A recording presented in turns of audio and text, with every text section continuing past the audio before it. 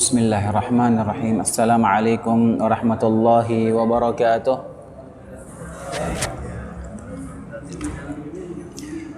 Innal hamdalillah nahmaduhu wa nasta'inuhu wa nastaghfiruh wa na'udzu billahi min shururi anfusina wa sayyiati a'malina. Man yahdihillahu fala mudilla lahu wa man yudlil fala hadiya lahu. Asyhadu an la ilaha illallah wahdahu la syarika lah wa asyhadu anna Muhammadan abduhu wa rasuluh sallallahu alaihi wa ala alihi wa sallama tasliman katsira amma ba'd. Allahumma 'allimna ma yanfa'una wa anfa'na bima 'allamtana wa zidna 'ilman ya rabbal alamin.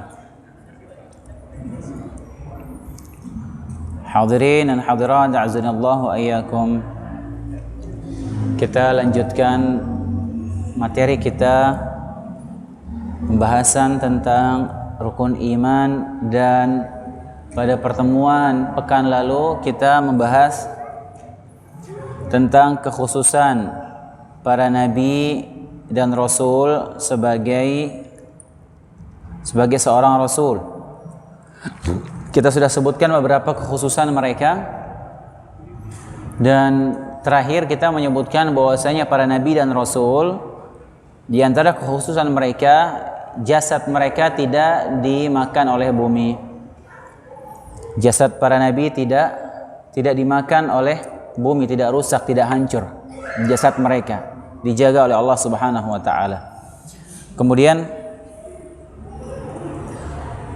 yang kelima di antara kekhususan para nabi dan rasul, yaitu para nabi itu hidup di kuburan mereka dan mereka sholat di situ. Secara umum, ketika kita berbicara tentang kehidupan di alam barzakh setelah kematian, semuanya hidup. Semua yang diwafatkan Allah Subhanahu wa taala, dia sudah berpindah ke dimensi kehidupan yang lain, yaitu kehidupan alam barzakh. Semuanya hidup. Akan tetapi para nabi, kekhususan mereka hidup dan mereka sholat. Nabi SAW bersabda, Al-anbiya ahya'un fi quburihim yusallun. Para nabi itu mereka hidup dalam kuburan mereka, dalam kondisi mereka salat. Kemudian Nabi juga SAW bersabda, marartu ala Musa lailatan usri bi 'inda al-kathib al-ahmar. Aku melewati Nabi Musa AS ketika di malam aku Isra Mi'raj. Wa huwa qa'imun yusalli fi qabrihi. Aku melihat beliau Nabi Musa berdiri salat di kuburannya. Demikian juga dalam Al-Qur'an Allah menyebutkan bahwasanya para syuhada, orang yang meninggal mati syahid di medan pertempuran, mereka hidup di dalam kuburnya. Kata Allah Subhanahu wa taala, "Wa la taqulu liman yuqtalu fi sabilillahi amwat bal ahya'un walakin la tash'urun." Jangan kalian menyangka orang yang meninggal mati syahid di medan pertempuran itu mati, kan tapi mereka hidup di sisi Allah, tetapi kamu tidak menyadarinya, kata Allah Subhanahu wa taala. Dalam ayat lain Allah berfirman, "Wa la tahsabanna alladziina qutilu fi sabilillahi amwat bal ahya'un 'inda rabbihim yurzaqun." Dalam ayat lain Allah berfirman, jangan kalian menyangka orang-orang yang meninggal terbunuh di jalan Allah Subhanahu wa taala itu mereka mati. Mereka hidup di sisi Allah dan mereka diberikan rezeki. Tapi perlu diingat di sini hadirin azanallahu wa iyyakum, kehidupan alam barzakh ini kehidupan yang berbeda. Kehidupan alam barzakh ini tidak sama dengan kehidupan dunia. Kita tidak bisa mengkiaskan kehidupan setelah kematian dengan kehidupan kita sekarang yang kita jalani di muka bumi ini, berbeda. Dimensinya sudah berbeda. Hidupnya juga hidup yang berbeda. Bukan hidup normal seperti kita orang yang hidup di muka bumi sekarang ini, enggak. Kalau seandainya dikiaskan hidupnya seperti hidup kita sekarang seperti ini, maka orang yang meninggal enggak bisa diwariskan hartanya, enggak bisa dinikahkan jandanya, karena di satu sisi masih hidup. Kenapa orang ketika dia meninggal boleh dinikahi jandanya, kecuali jandanya para nabi ya, haram hukumnya menikahi jandanya para nabi, enggak boleh. Kemudian hartanya juga diwarisi. Kenapa? Karena dia sudah meninggal. Dia hidup di alam barzakh, dia hidup dengan kehidupan yang berbeda. Bukan kehidupan di dunia seperti kita sekarang ini. Taib, itu dia beberapa kekhususan para nabi dan rasul. Sekarang kita masuk ke pembahasan beberapa kekhususan Nabi Muhammad SAW saja yang tidak dimiliki oleh nabi-nabi yang lain. Jadi nabi kita Nabi Muhammad SAW memiliki banyak sekali kekhususan yang tidak dimiliki oleh nabi-nabi sebelum beliau.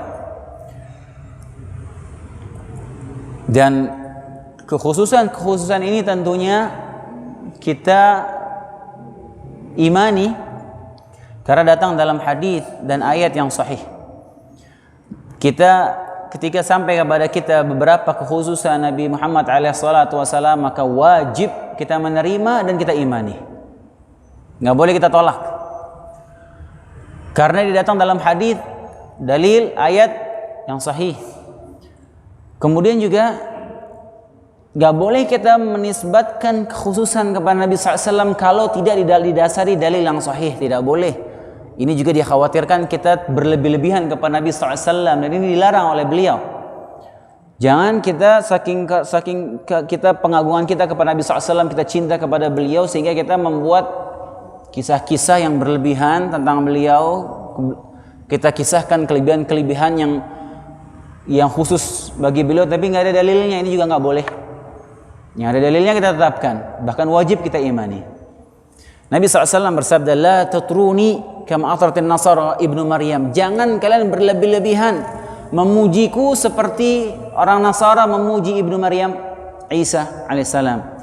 Fa innama ana abduhu, sungguhnya aku ini hamba Allah, kata Nabi Muhammad. Jangan puji aku berlebihan, karena berlebih-lebihan seperti itu akan membinasakan orang-orang terdahulu seperti itu, sebab mereka dibinasakan karena berlebih-lebihan kepada orang saleh.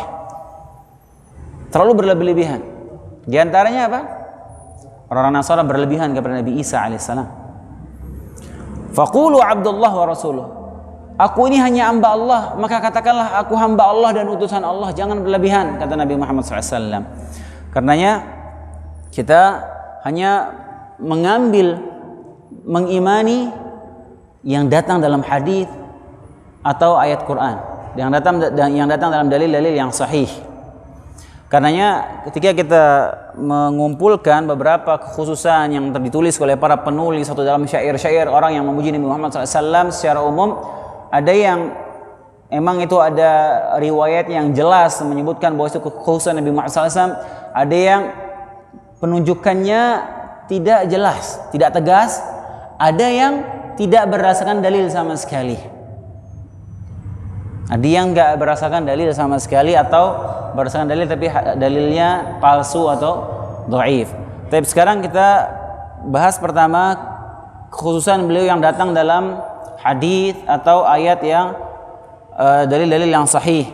Yang pertama, Rasulullah SAW diberikan kekhususan yang tidak dimiliki oleh para nabi yang lainnya pada 6 perkara. Yang 6 perkara ini beliau sebutkan dalam satu konteks hadis. Langsung beliau menyebutkan 6 perkara ini sekaligus dalam hadis sahih riwayat Muslim. Nabi SAW bersabda, "Fuddiltu 'alal anbiya'i bisit."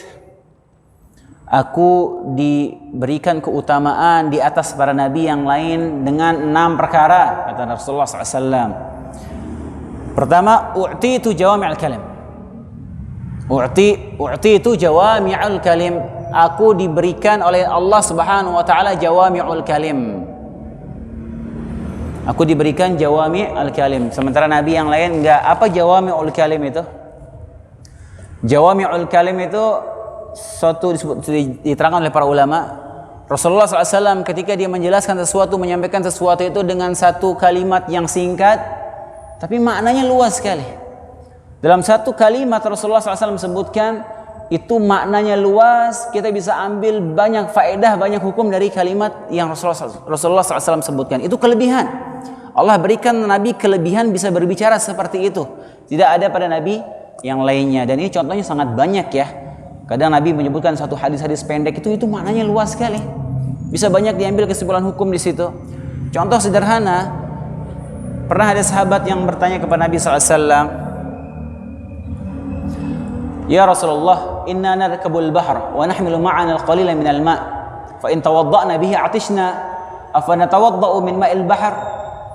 Dia perhatikan pertanyaan sahabatnya, wahai Rasulullah, kami kadang pergi safar pakai kapal, safar di tengah laut, dan kami bawa air sedikit wahai Rasulullah untuk bekal kami.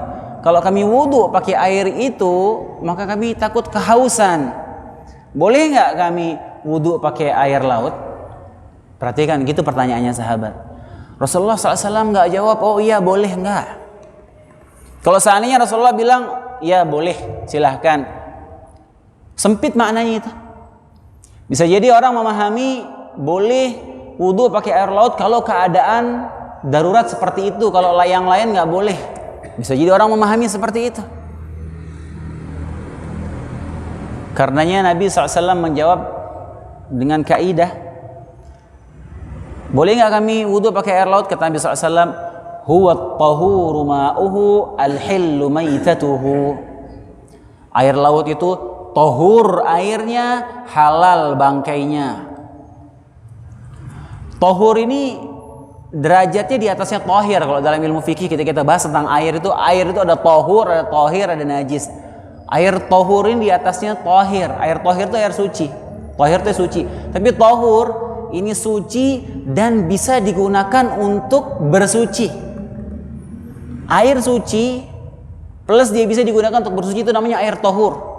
Tapi kalau air tahir dia suci tapi nggak bisa dipakai bersuci. Contoh air teh misalnya. Teh itu najis atau suci? Suci. Bisa nggak dia pakai wudhu?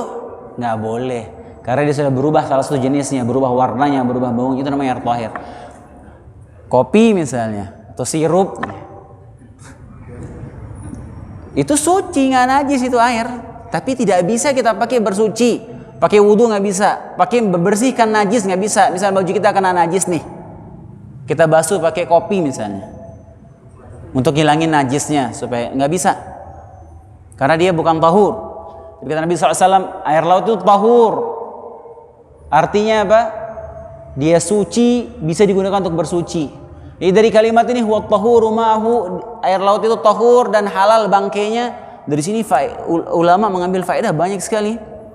Air laut ini bisa dipakai berwudu, bisa dipakai mandi janabah, bisa dipakai untuk membersihkan najis.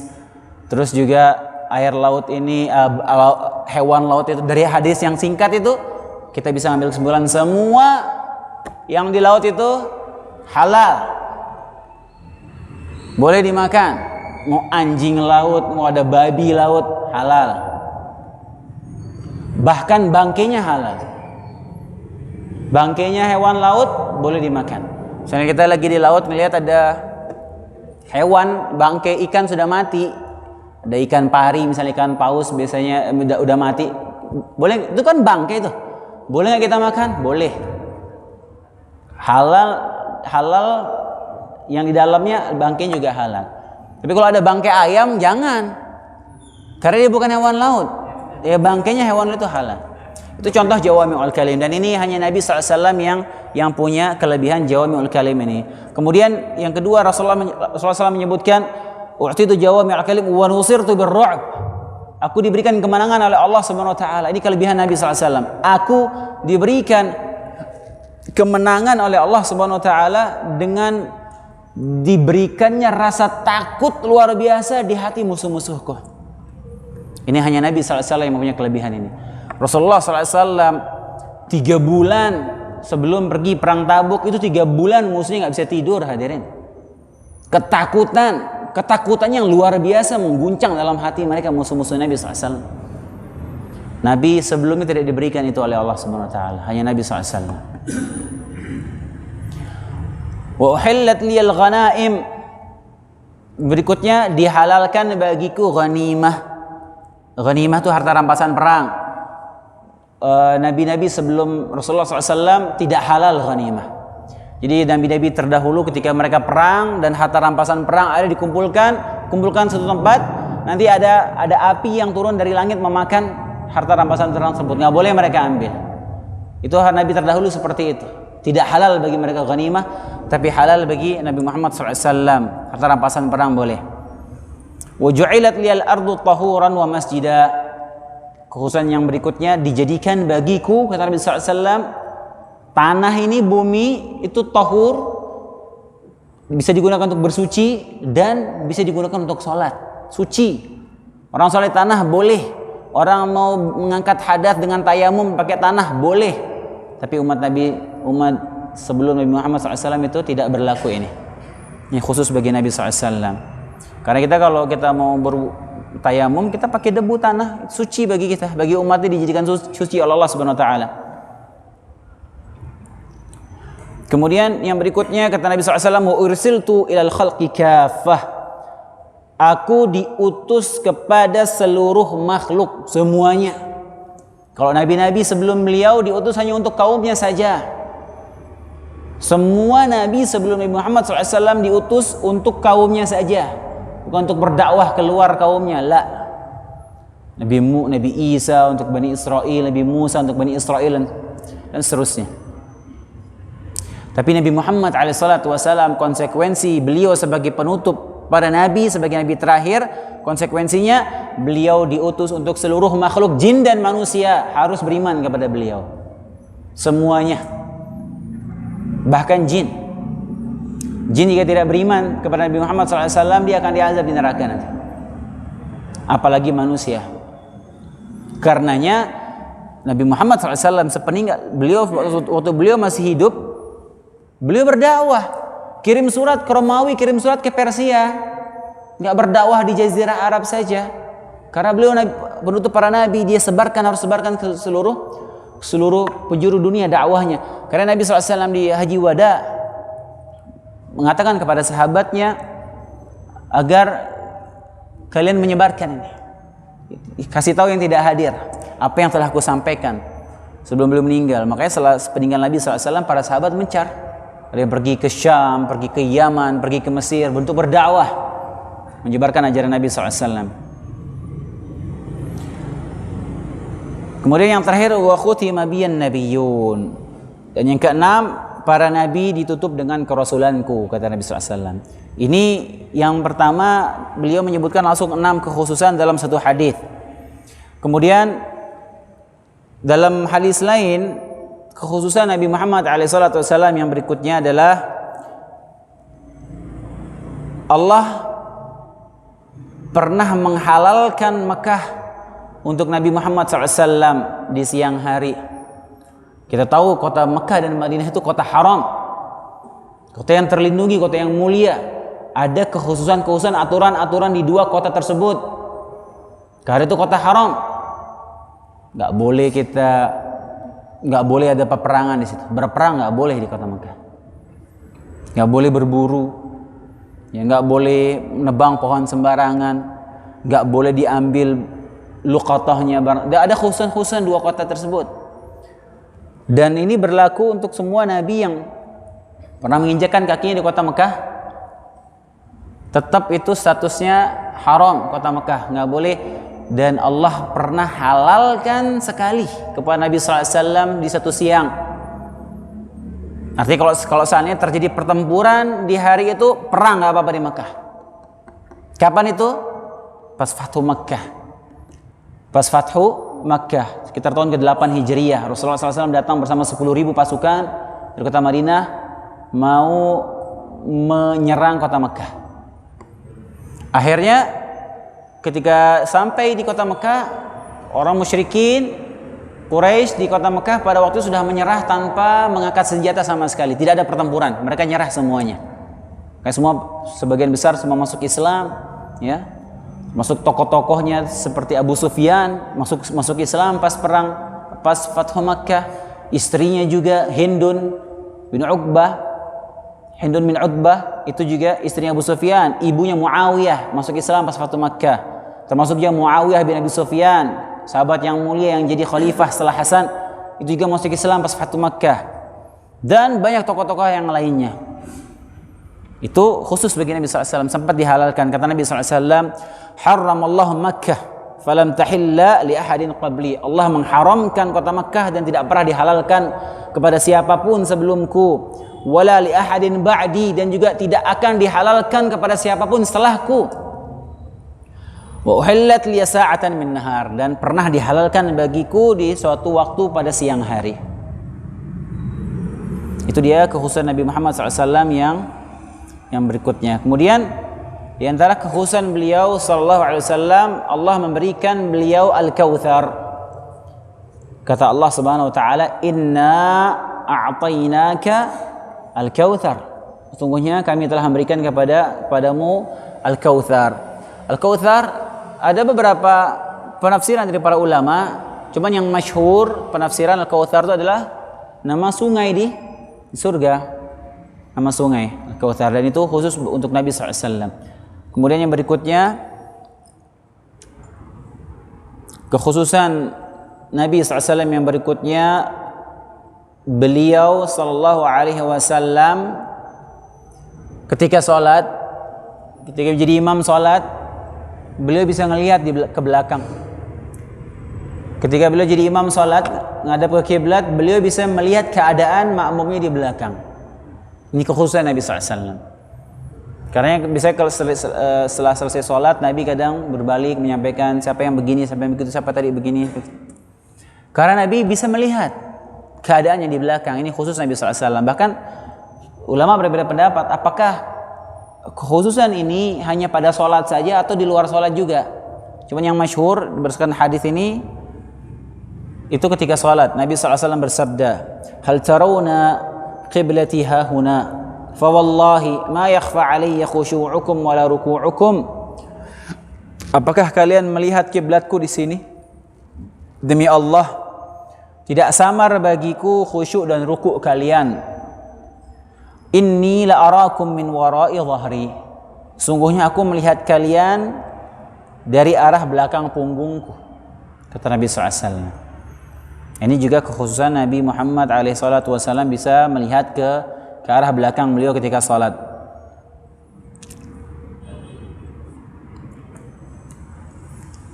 Kemudian yang berikutnya, hadirin dan hadirat azanallahu wa iyyakum,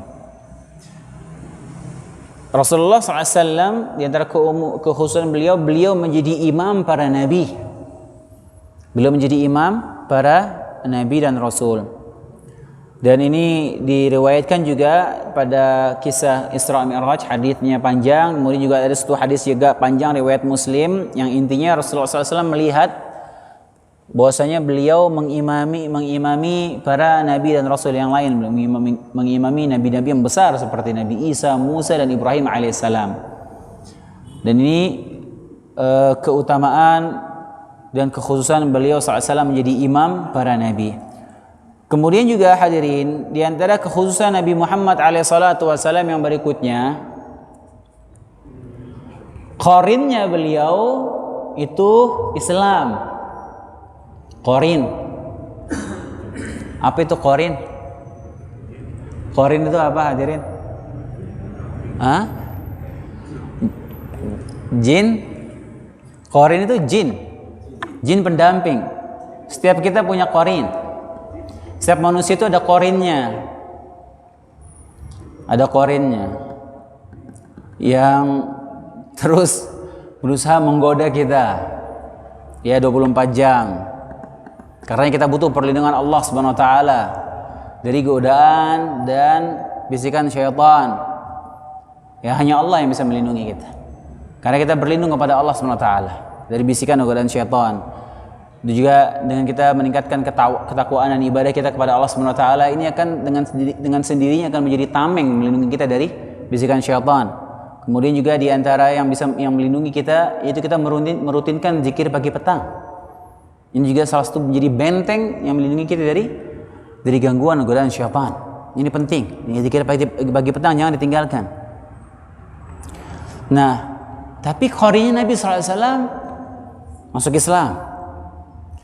Rasulullah SAW bersabda, hadis riwayat Muslim, ini hadis sahih, "Ma minkum min ahadin illa wa qad ukkila bihi qarinuhu minal jin." Tidaklah salah seorang dari kalian kecuali akan diwakilkan kepada kalian qarinnya dari bangsa jin. Qalu iyyaka ya Rasulullah. Sahabat bertanya, engkau juga ya Rasulullah ada? Qala wa iya, saya juga ada qarinnya. Illa anna Allah a'anani alaihi fa aslam. Akan tetapi Allah Subhanahu wa taala melindungiku dari godaan qarinku itu, dan qarinku itu masuk Islam. Fala ya'muruni illa bi khair. Maka qarinku itu tidak memerintahkan kecuali kebaikan kepadaku sallallahu alaihi wasallam. Kecuali kebaikan kepadaku, kata Nabi sallallahu alaihi wasallam. Jadi ini kekhususan Nabi sallallahu alaihi wasallam, qarinnya Islam, tidak membisikkan yang aneh-aneh, hanya bisikan yang baik saja. Ini hadis sahih riwayat Muslim. Kemudian yang berikutnya di antara kekhususan beliau SAW, yaitu Rasulullah SAW diampuni dosa-dosa yang beliau yang telah lalu dan yang akan datang secara mutlak diampuni. Ini juga kita sudah sebutkan ayatnya pada pertemuan yang lalu dalam surat Al-Fatah. Inna fatahna laka fathan mubina liyaghfira laka Allahu ma taqaddama min dhanbika wa ma ta'akhkhar. Kata Allah, supaya Allah memberikan ampunan kepadamu atas apa yang dosa-dosamu yang lalu dan yang akan datang, kata Allah Subhanahu wa taala. Secara mutlak. Ya, dalam hadis juga ketika beliau sholat malam, ya beliau kalau sholat malam itu lama kadang sampai kakinya bengkak, ya. Pada saat usia beliau sudah mulai menua, Rasulullah SAW tubuhnya sudah mulai nggak sekuat dulu, kakinya bengkak. Tanya, wahai Rasulullah, kenapa engkau lakukan itu? Engkau sudah diampuni dosa-dosanya yang lalu dan yang akan datang. Kata Nabi SAW, afala akunu abdan syakura. Tidak bolehkah aku menjadi hamba yang bersyukur, kata beliau. Ya, ini juga kekhususan Nabi SAW. Kemudian yang kesembilan, yang berikutnya, yang ya urutannya ya lebih dari 9 ya, karena tadi kita pertama menyebutkan 6 sekaligus. Rasulullah SAW itu pemimpin anak Adam. Ini luar biasa. Nabi SAW pemimpin manusia semuanya. Kata Nabi SAW, ana sayyidu waladi Adam yaumal qiyamah. Aku adalah pemimpin anak Adam, pemimpin manusia pada hari kiamat. Wa awwalu man yashaqqu anhu al-qabr, dan akulah yang pertama kali akan kebelah kuburannya, yang pertama kali keluar dari kuburannya Nabi Muhammad alaihi salatu wasallam di hari kiamat. Wa awwalu syafi'in wa awwalu musyaffa'in, dan aku adalah orang yang paling dahulu memberikan syafaat, dan aku yang paling pertama diberikan izin untuk memberikan syafaat. Jadi Nabi SAW ini pemimpinnya manusia semuanya, pemimpin anak Adam seluruhnya. Makanya kita sering sebutkan berulang bahwasanya beliau makhluk yang paling mulia, manusia yang paling mulia. Kemudian yang berikutnya, khususan beliau Rasulullah SAW memiliki maqam al-mahmud dan asy-syafa'atul uzma, dan ini yang paling luar biasa.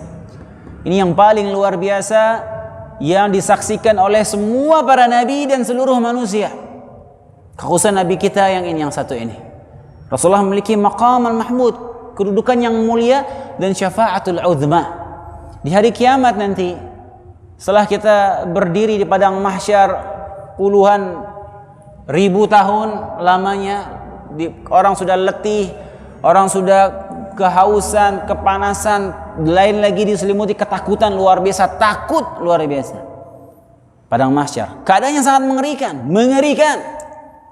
Nggak ada orang santai-santai di situ. Orang kalau kita bahas ayat-ayat menceritakan bagaimana keadaan di padang mahsyar, mengerikan, hadirin, merinding gitu. Bagaimana mengerikannya keadaan di waktu itu. Orang pada Allah sebutkan sampai biru warna mereka, saking takutnya. Allah menyebutkan idil qulubu ladal hanajiri kadhimin. Di padang mahsyar itu manusia dia punya jantung itu naik sampai lehernya. Kita kalau kaget atau kalau lagi ketakutan, kayak rasanya jantungnya kayak jatuh ya, rasanya. Kayak copot ya rasanya. Itu kan cuma rasanya ya. Ini jantungnya beneran naik sampai tenggorokannya, antum bayangin. Kenapa seperti itu? Kadhimin, saking ketakutannya manusia pada hari itu. Na'udzubillah. Dan lagi dia kepanasan, sudah bercucuran keringat, udah stres luar biasa manusia pada waktu itu. Semua harus berbondong-bondong datang ke Nabi Adam. Wahai Adam, engkau diciptakan oleh Allah langsung dengan tangannya, engkau manusia pertama, coba bantu kita supaya cepat persidangan ini supaya cepat dimulai. Nabi Adam nggak bisa, ngasih uzur, aku pernah berbuat salah, aku nggak enak, pergi ke Nabi Nuh, pergi ke Nabi Nuh. Wahai Nuh, engkau awalur rusul, engkau rasul pertama begini. Nabi Nuh angkat tangan, saya nggak berani. Ya, jangan, aku juga butuh syafaat. Lalu aku perlu pergi ke Nabi Ibrahim, pergi ke Nabi Musa, pergi ke Nabi Isa, semua yang angkat tangan nolak. Sehingga terakhir pergilah ke Nabi Muhammad SAW. Semua lalu pergi Nabi Muhammad. Lalu Rasulullah SAW menyanggupi, analah, aku yang akan coba ngelobi, minta syafaat kepada Allah SWT supaya cepat dimulai persidangan. Ini luar biasa. Semua Nabi menyaksikan, semua manusia menyaksikan di padang mahsyar. Lalu Rasulullah SAW bersujud di bawah arsy dengan sujud yang sangat lama. Dan pada saat sujud itu Rasulullah diajarkan pujian-pujian yang tidak pernah diajarkan kepada manusia sebelumnya. Rasulullah nggak pernah tahu pujian itu, pujian kepada Allah SWT. Setelah berapa lama Nabi SAW sujud, lalu dikatakan kepada beliau, irfa' ra'sak, angkat kepalamu wahai Muhammad, wasal tu'ta, mintalah kau akan diberikan, washfa' tu syafa', mintalah syafaat akan diberikan syafaat. Luar biasa ini yang satu ini. Ini kekhususan Nabi Muhammad SAW yang bisa dibilang yang paling besar ini, karena disaksikan oleh seluruh manusia dan seluruh para nabi. Nanti ini nanti ya di hari kiamat. Kemudian yang berikutnya kekhususan beliau dengan al-wasilah. Apa itu wasilah? Al-wasilah ini kita baca setiap hari kalau habis. Dibacanya kapan kita baca wasilah ini, Pak? Habis apa biasanya kita ada sebutkan kata-kata wasilah ini? Habis azan. Kita minta kepada Allah Subhanahu wa taala agar Allah memberikan wasilah ini kepada Nabi sallallahu alaihi wasallam. Ati Muhammadanil wasilata wal fadilah. Berikanlah kepada Muhammad wasilah dan fadilah. Apa itu wasilah? Wasilah itu suatu kedudukan derajat di surga. Nabi sallallahu alaihi wasallam bersabda, hadisnya panjang ya, Nabi SAW bersabda, "Tsumma shallu alayya," tentang setelah azan, kemudian bersalawatlah atasku, fa innahu man shalla alayya salatan sallallahu alaihi bi asyara, siapa yang bersalawat kepadaku sekali maka Allah akan bersalawat baginya 10 kali. Tsumma salullaha lil wasilah, kemudian mintalah kepada Allah al-wasilah, mintalah kepada Allah untukku al-wasilah, fa innaha manzilatun fil jannah, karena sungguhnya wasilah itu adalah kedudukan di surga, la yanbaghi illa li 'abdin min ibadillah, akan ditepati oleh salah satu hamba Allah, makhluk Allah, wa arju an akuna ana huwa, dan aku berharap aku yang menempati wasilah tersebut. Faman sa'ala lil wasilah halat lahu syafa'ah, siapa yang memintakan wasilah itu untukku maka dia akan mendapatkan syafaat. Karena kita minta setiap habis azan kan, Allahumma rabb hadhihi ad-da'wati at-tamah wassalatil qa'imah ati Muhammadanil wasilata wal fadilah, ya Allah berikanlah kepada Muhammad wasilah dan fadilah. Sudah masuk waktu azan? Udah azan belum ya Marwan?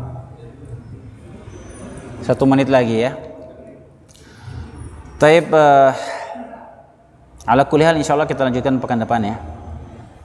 Masih ada beberapa sedikit.